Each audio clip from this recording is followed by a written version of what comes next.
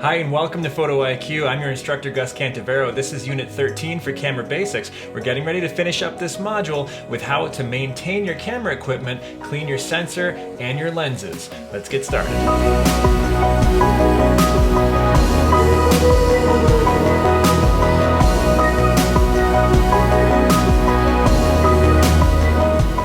Okay, now that you know how to properly handle and use your camera and gain perfect exposure, we need to talk about how to maintain your equipment over the long haul. Almost every student that I've ever had has had the same questions about how to take care of their camera, and it usually starts out with, "Hey Gus, can you take a look at this photo because I'm not sure why it looks like this. Can you tell me why there's spots on here? I've wiped off my lens so many times and it's still there. Can you tell me why the highlights look so weird and blown out like this, and why everybody looks like they're behind a screen or something like that?" It usually has to do with some simple fixes, and we're going to talk about those now. And I want to start off by showing you one of my own images, and just to prove to you that none of us are immune to this. It happens to me on a regular basis when I forget to clean my stuff beforehand. Or sometimes it happens when I'm hiking in the summertime and it might be a humid and dusty environment. If I'm not taking precautions, my equipment can get pretty dirty. So beside me is an image that I took last summer in Maroon Bells. It's kind of a famous landmark in Colorado. And it's a short hike to get up to the first lake, and it's a really beautiful spot where the water is a pristine crystal lake and the sky is usually nice and perfectly blue, clear day. And this was in early June, and you can see that there's still snow on the peaks, which is a really cool atmosphere to be in. It's a really interesting mixture of environments where it's nice and warm, but you can still see snow in the distance. After I got this image home and started to process it, I could see that as soon as I enhanced the contrast and dropped the exposure on the sky in order to maintain and balance that exposure, because it was really bright. It was not ideal time of day. I really should have gotten there about 2 hours earlier, but hey, when you're on vacation, the last thing you want to do is get up early. So the image beside me is the processed version of the image. And if I zoom in for you, you can see that the sky is nice and clear. But let's go over to the next slide and you can see the unprocessed image. Now even here, zoomed out, you can't really see what I'm talking about. But if I zoom into the sky for you, you can see that there's little UFOs flying around. And that is actually dust that's collected on the sensor. That is not on the lens itself. And the reason I know that is because I have other versions of the photo that I took at a wider f-stop, probably around f4, and they're not present. When you stop down your lens and you close the aperture, you enhance the depth of field, right? If you might remember that from our depth of field lesson. So I have an increased sharpness from near to far. And what that's gonna do is it's gonna bring the dust on your sensor into focus. And in this version of the image, I've really greatly enhanced the contrast just to make it more clear. On the processed image, which I'll show you a screenshot here, you can see how many little dust spots are present in the sky. I did this in Capture One, and you're able to click on each of the dust spots, and then the software will sample the area around it, which is basically just that blue gradient tone, and then it will cover them up for you so that they're not present in your processed image. Usually in an image this bad, I would just go into Photoshop and retouch that sky to make it nice and clean. But I'm doing it here so that you can see the present circles highlighting where all of the dust spots are. So what do you do when this happens? Well, often by the time you realize that your sensor is filthy, it's too late. A lot of the times when you have a dirty sensor, you can't see the dust present unless you shine light directly on it. So if you're standing in the shade or if you're indoors and you take off your lens and you look at the sensor, you won't be able to tell that the sensor's filthy as it was in this previous image. You have to shine either a flashlight. You can use the flashlight function on your phone. That will usually be enough, or go outside and get into direct sunlight. If you're in a really dusty environment, maybe you're taking photos in a wood shop, just for example, which I have done, And that is the absolute worst possible place to take the lens off of your camera, because there's nothing protecting that sensor from getting really dirty, and you're just leaving it wide open. And especially with the fact that the sensor, when it's powered up, will become magnetized, and it will just suck dust right into it and stick to it. If there's any humidity in the air, you will see that sensor dust collect on there and then get stuck and then not want to come off. So sometimes humid environments are good because there's less dust floating in the air. It tends to not get kicked up, whereas dry environments will be much dustier. So it's kind of a catch-22. If there's humidity, it will cause the dust to stick to your sensor in kind of a really stubborn way. But on the other hand, there is less dust in the air in a humid environment. There is no win-win here. It just means that you want to be in the most controlled environment possible when you change your lens. Now, even if you never take your lens off, that does not mean that you're immune to dust on the sensor. It will still find its way in there. I can't tell you how it happens, but it does.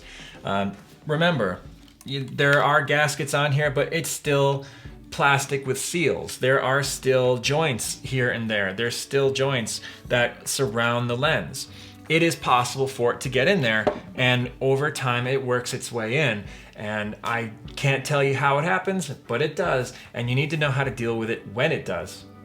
So the two places that you can get dust or water spots visible is either on the front element of your lens, and the best way to protect that is to buy what's called a UV filter. And these are very inexpensive, and they come in the correct thread size that matches your lens. So for example, on this lens, if I look on the ring of it, it will say right here, 77 millimeters.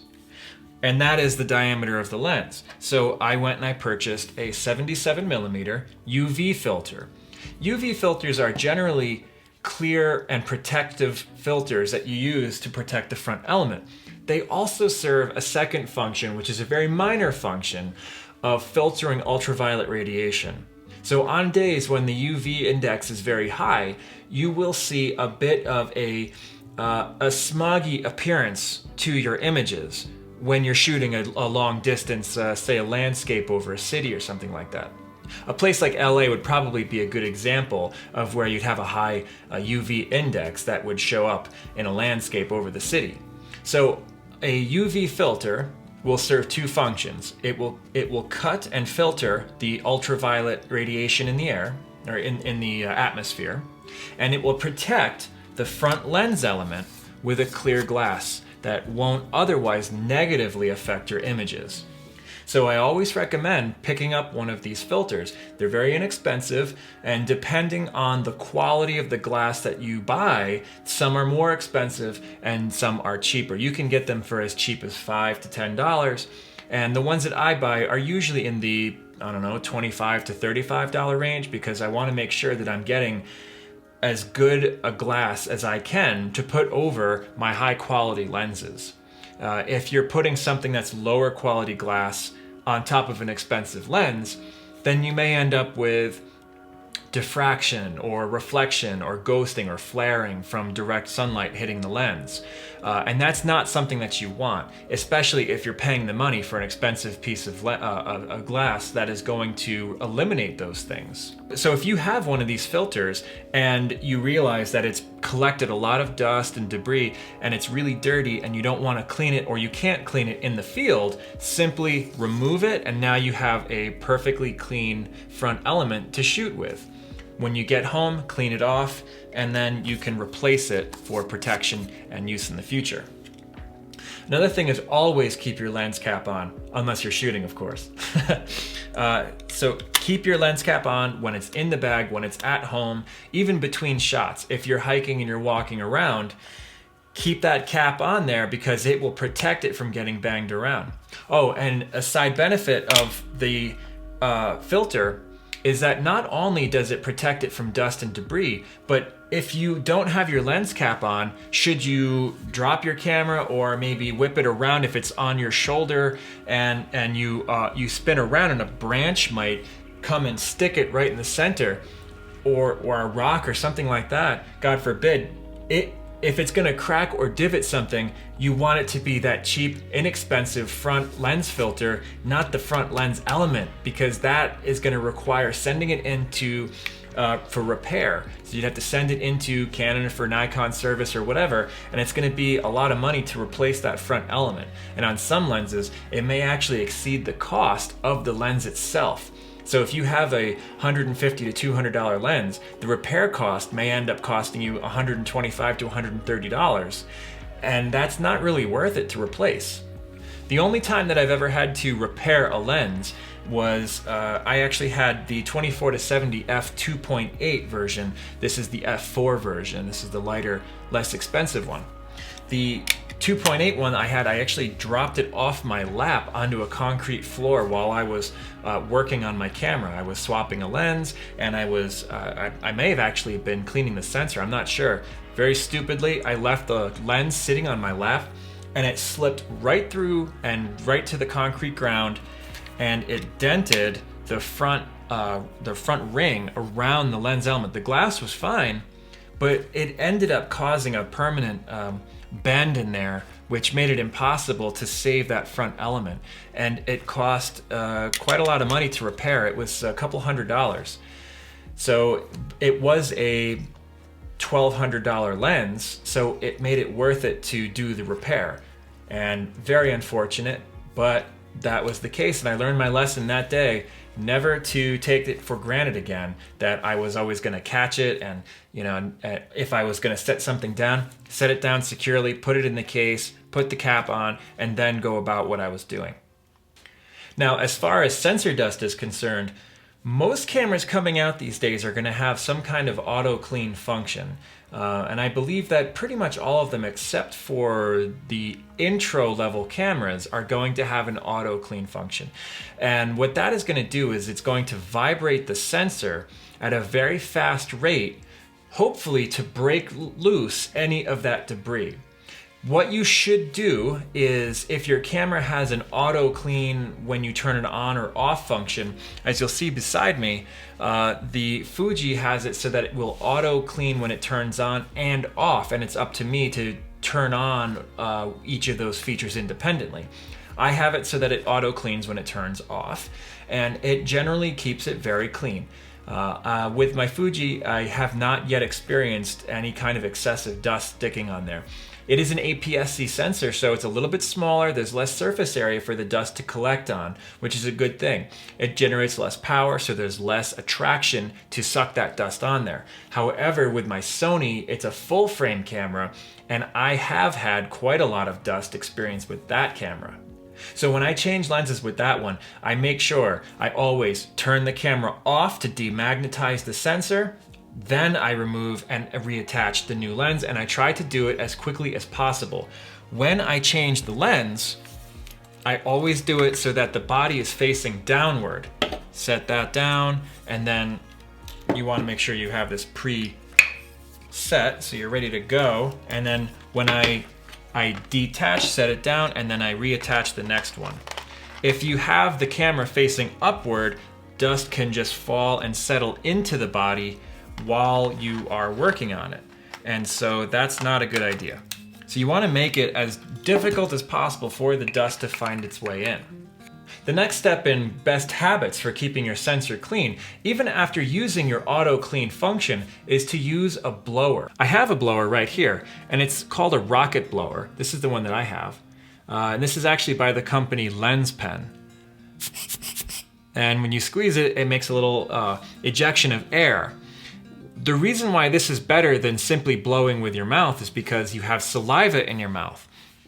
If you don't have one of these, well, get one, because they're very, very inexpensive, $6 to $10, and they are worth it to spend. If there's a version that's $2 or $3 more, go for that one. Don't go for the cheaper one. And I'll tell you why. It will have a little difference in the spigot and how directed that air is, how concentrated the air is. It will give a little better precision with the air. The more diffused the air is, the less force it's going to generate. Then the nicer ones are going to have a more a softer rubber that's more supple and less likely to break and dry out over time.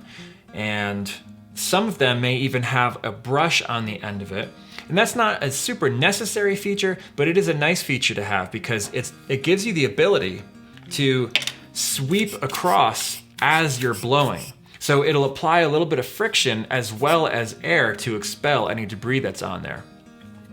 I have another one that has it's a much smaller version with a brush on it, but this one does such a good job and generates so much air that I actually don't really usually need to use a brush.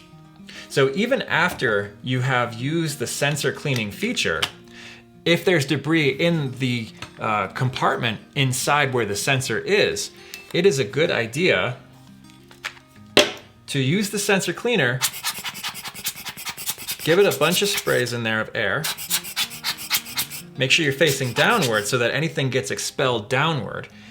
And then it's also a good idea to give your rear element a clean, make sure that everything is clean when you attach it, and then there won't be any dust reapplied after you've cleaned it. You can also use this on the front element, the rear element, the sensor, and sometimes if you're just working in dusty environments, you'll get dust on the body of the camera. Remember, that dust can find its way into the sensor compartment after you remove the lens, so it's a good idea just to give it a spray down after you're done. Some people may wonder if you can use compressed air, and the answer is yes, you can. However, it's not recommended, especially when cleaning sensitive optics like the rear element or the sensor itself. And the reason why is because compressed air can create condensation building up inside of your sensor compartment, which will fog up your images for the amount of time it takes for it to warm up and go away.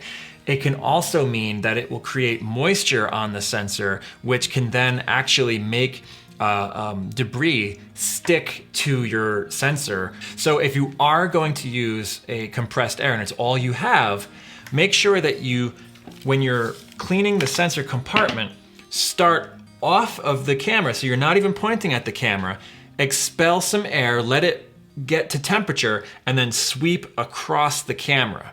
Okay, so you'll expel that air, let the condensation burst out into the air, and then sweep across. Okay, so you're sweeping across that way so that it doesn't concentrate just on the sensor. You want it to be sweeping across it. Now you may be really in a bind, not have a rocket blower or condensed air, and the only thing that you have is your own breath. And you can do that, but you need to take additional precaution with that one. You have to make sure that you have gotten rid of any moisture in your mouth, and you can do that by putting your lips on your hand and wiping your lips, the inside of your lips, because you're gonna be blowing from the inside. So it's not just wiping the outside of your mouth, you actually have to like pucker up and then wipe out the inside of your lips because that's where the saliva collects. Then give a breath and expel your air again, just like you would with the condensed air,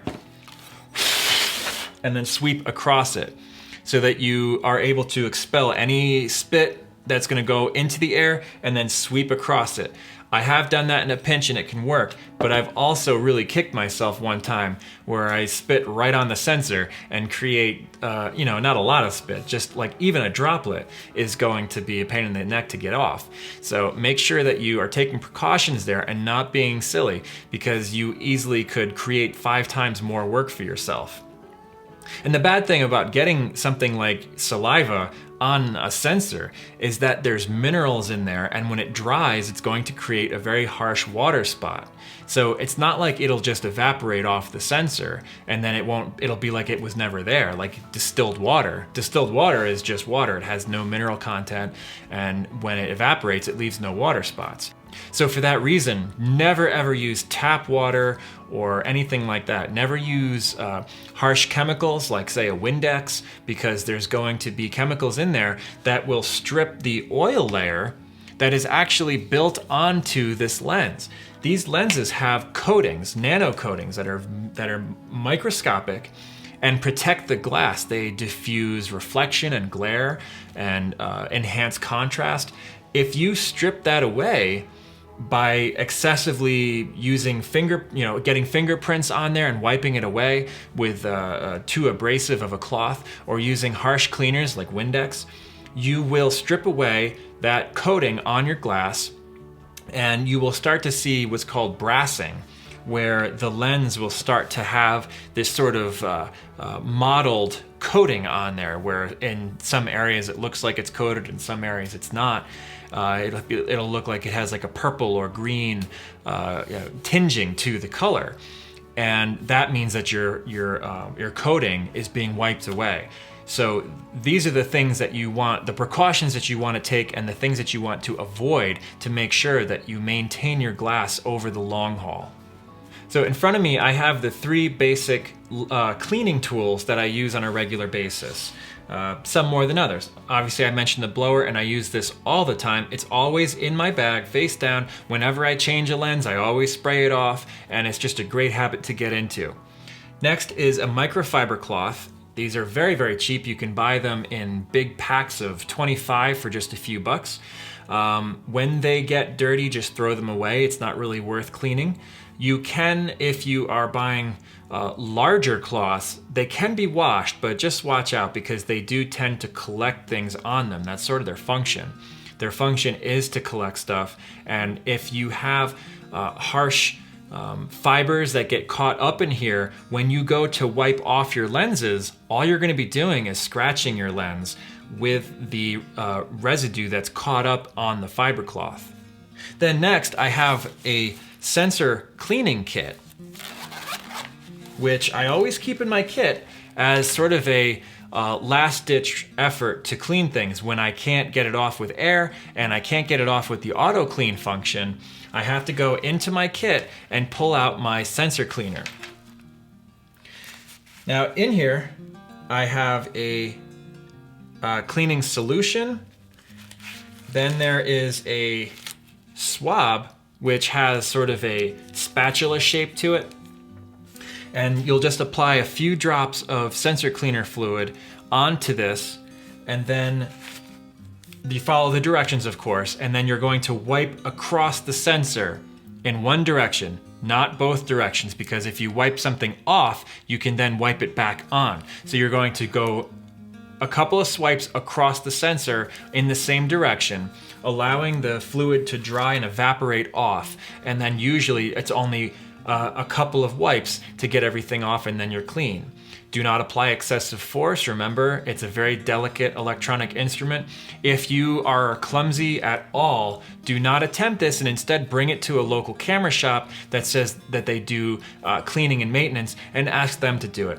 It shouldn't be very expensive because it really only takes about 10 minutes to do it correctly. All right, let's look at these amazing selfies that I took in order to talk about the effects of smudges on your lens. Now, I just used my iPhone to take a selfie here, but the principle is exactly the same. So one of the things that you'll see that is most prevalent when you have a greasy or smudged front lens element, or sometimes the filter, will be flaring or ghosting in your image. So I did this on a backlit window so that specifically you can see what happens when you have a smudge in front of the subject. So here is me on the left-hand side, and you can see that there's a really, really strong presence of light wrapping around my face all the way to the front. It's ghosting around my body and reducing the contrast to such a point where you actually can't even see the detail present. So around my shoulder, it's coming all the way to the chest here. Around my ear, it's backlit so strongly that the light is flaring all the way into the center, the most shaded part of my face. And all I did was just take my phone on the front camera and just put a thumbprint right on there.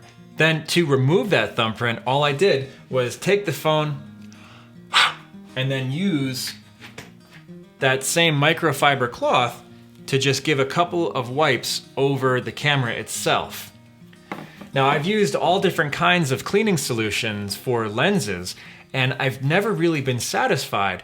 It may sound weird, but the best one that I've ever used is actually just your own breath. But you can't do it where your lips are together, because that will cool down the air. You actually want to create a hot breath with your mouth wide open. And then that actually just creates steam on the glass, and then give a wipe with a microfiber cloth, and then it'll create a nice and clean surface. And it is shocking. I've tried 5 or 6 different kinds of lens cleaning solutions, and I've never had the consistent success that I have by merely just exhaling on the lens and then wiping it off with a nice cloth. If you have a nice t-shirt on or something like that, you can actually just do that. Cotton will work just fine.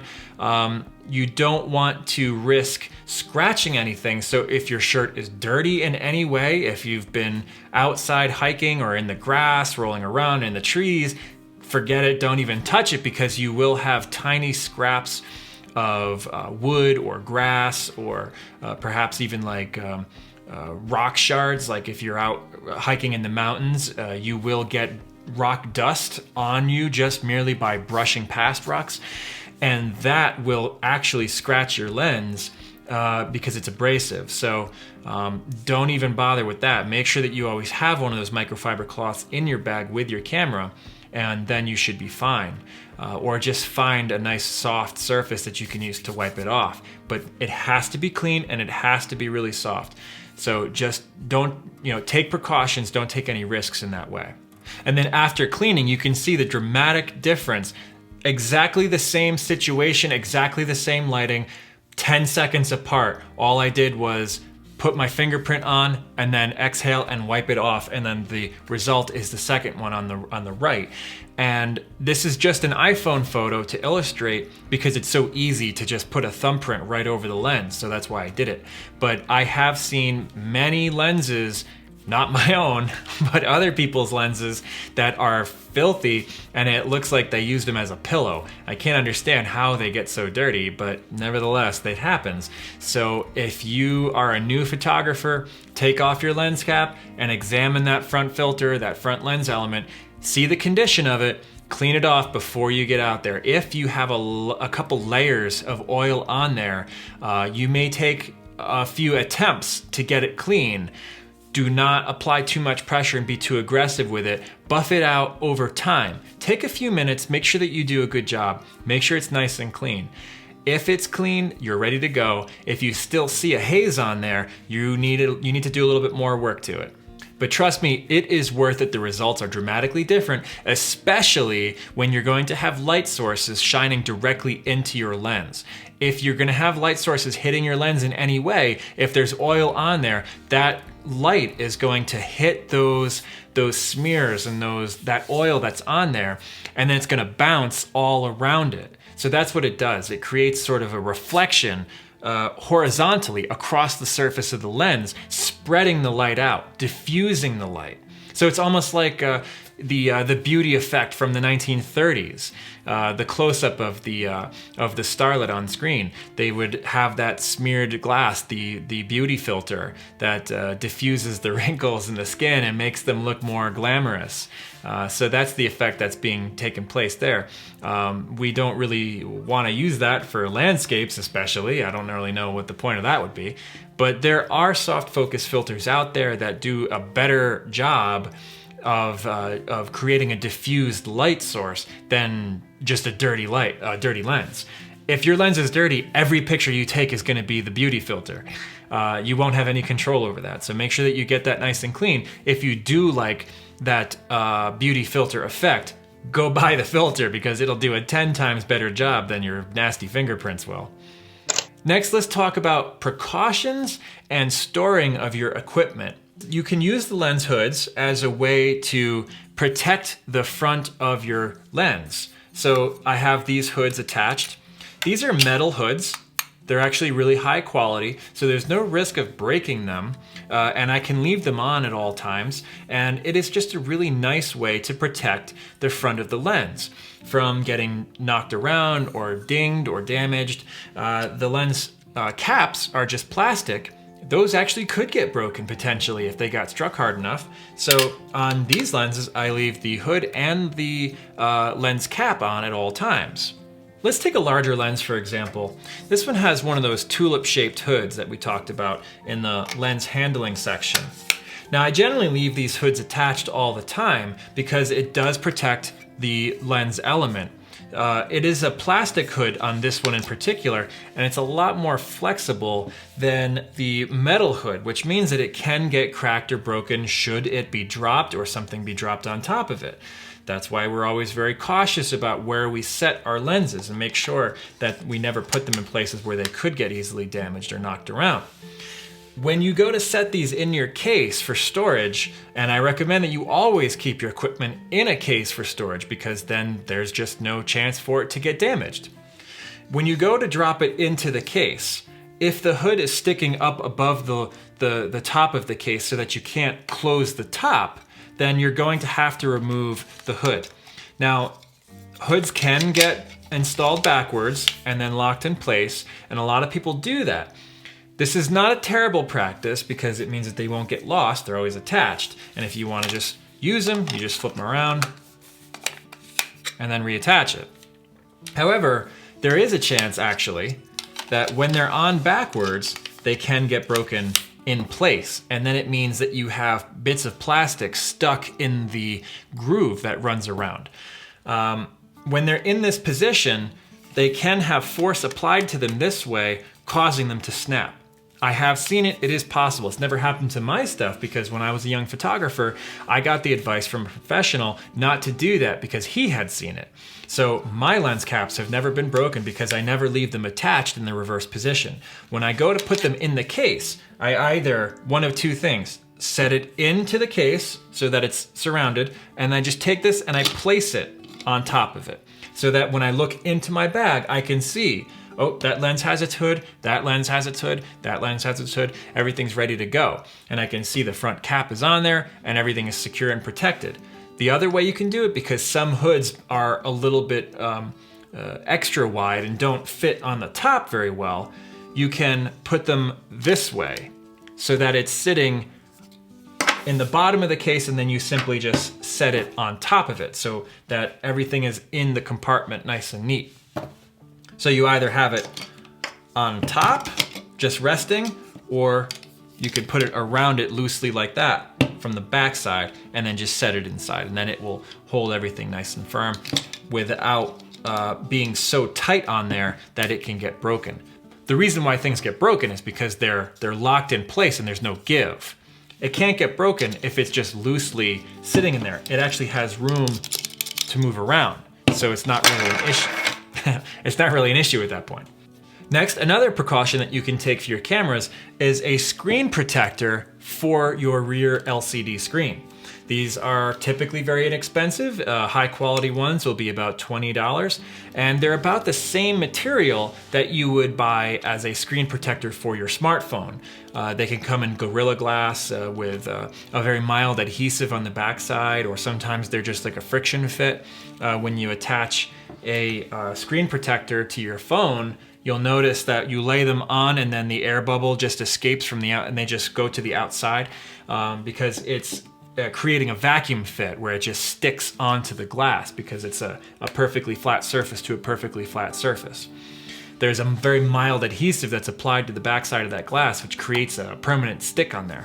If you want to remove it, you simply use your fingernail to just apply some tension to the outside edge and peel it up very slowly. If you go too quickly, you can crack that glass and it'll be in shards, so you don't want to do that. Do it nice and gently. I do recommend buying screen protectors. There is no downside to them other than they just don't look as nice as the real screen. And that's the same side effect with a screen protector for your phone. They just don't look as nice as the bare screen. However, I'm someone who has always applied screen protectors to my cameras, and then for whatever reason, when I bought my Sony a7R II, I just neglected to pick one up and I forgot to apply it. Then after about 2 years of use in a variety of environments, extreme hot, extreme cold, near desert conditions and rainforests, I did start to see some brassing on that screen where when it's off, I can see that there's some discoloration, and it's not in the screen itself, it's on the glass coating that has been sort of worn off. So that is you know, my fault, and I should have applied the screen protector. So from now on, I'm gonna do that. So in front of me is some extra sections of bag cushioning. And I bought a bunch of different bags over the years, and I don't always use all of the cushioning that comes with them, because once I shape the compartment in there to fit my case, usually there's additional pieces left over because I have maybe some larger equipment that requires bigger sections. So what I do is I save all of that additional cushioning for whenever I have to pack my bag in another odd way. I'll have additional cushioning to be able to apply to create a better, more secure section for a lens. So let's say I'm going to be packing this up, and at the bottom of the case, maybe it's a little bit hard because it's got a hard plastic shell, and the bottom of the cushion is not too soft. So what I can do is take one of these, I can apply it to the bottom, I can set this on top of there, and then I can wrap this around it to create a better, more secure cushion. So if I'm gonna be going on a long trip, and usually I carry my lenses and my cameras onto the plane with me, but sometimes you don't have that luxury. Sometimes you're gonna be taking a really small commuter plane, maybe if you're going to islands or something like that, and they call them a puddle jumper, where you're gonna take off real quick and then land on the other side, and there is no overhead bin to be able to put your carry-on case. They're gonna take it from you. In that case, you want to make sure that your stuff is as padded as is humanly possible, because the people handling your bags are not necessarily going to care what's inside, nor are they going to know, because they're just trying to get their job done. They're just grabbing the bags and they're throwing them in. If you get your case put in there and maybe it's in an odd position where something heavy is placed on top of it or beside it, and that plane takes off or has a bump landing, that stuff is gonna move and shake and slam against it, and you don't want your camera to be the thing that takes the brunt of that blow. So make sure that you save this padding, or even pick up some additional padding. You can even use bubble wrap or something like that. Take up the extra airspace in the case to keep it from getting shaken and knocked around. Secure, nice and tight, not overly tight, as in using something that's hard to keep it in place, because hard objects transfer shock from one to another like a domino effect, whereas soft padding absorbs the blow and creates cushion so that it doesn't transfer when it hits a hard object like a lens. So the bag padding is extremely important for when you're packing your equipment. Depending on the size of the lenses that you own, let's say you have a micro four thirds system, or maybe you have some of the Sony Alpha series native lenses, which can be very, very small. So for example, these Zeiss Luxia lenses are very small, and when I pack my case, I can easily fit two of them on top of each other. Now, that is not something I do when I'm gonna be traveling on planes. I always make sure I do that precaution that I mentioned with the padding. So if I'm going to be traveling with these, I will reverse the hoods so that it's not metal on metal or metal on plastic, place a small pad between them, and then stack the other one on top of it so that there's plenty of airspace for these things to move around should they be jolted or shocked. You want to try to avoid having lens on lens, especially the side effect that can happen is paint defects. So you'll have these next to each other and it'll be metal on metal, and well, pretty obviously that will create a lot of paint scrapes on the lens body, which will devalue it if you should want to go and resell it. Okay, that's gonna do it for Unit 13 of Camera Basics. It's also gonna do it for the Camera Basics module. I hope that you learned a lot about how to handle, care for, and use your camera equipment. I hope to see you in the next module. Until next time, keep shooting.